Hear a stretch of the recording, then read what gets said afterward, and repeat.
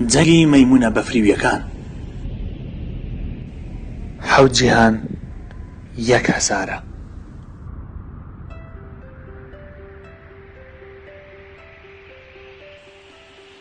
ئێستا لە قوڵایی زستاندا خواردن زۆر بە زەحمەت دەست دەکەوێت. سەرۆکی خێزانەکە پێشڕەویان دەکات بۆ لێواری هەرێمەکە لە گەڕان بە دوای شتێکدا بۆ خواردن. تاکە خواردن لێرە بەداخەوە ناتەندروستە. قەدی درەخت، قەوزەی سەربەرد و کەڕوو. بەردەوامبوونی مەیمونێک بە تەنها زۆر زەحمەتە کە وازی لە خێزانەکەی هێنابێت. بەڵام ئەوان ئاشتی خوازانە بەشداری پێدەکەن.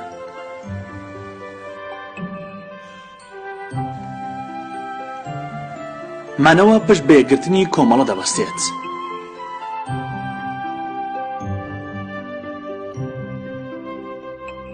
لەم شاخانەدا هەر خواردنێک بە نرخە.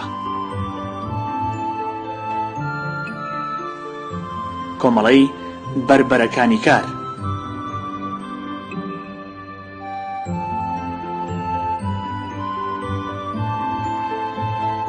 ئەوانیش هەروەها بۆ خواردن دەگەڕێن.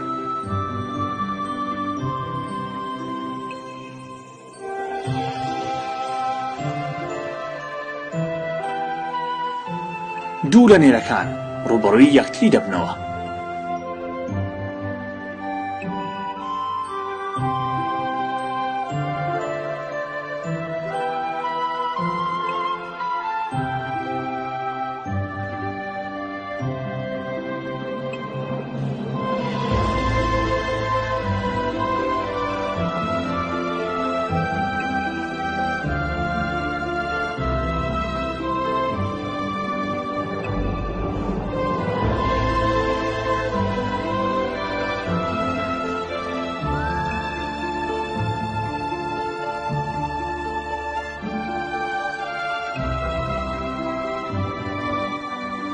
ئێستا مێکانیش دانەوێت بەشداری شەڕەکە بکەن.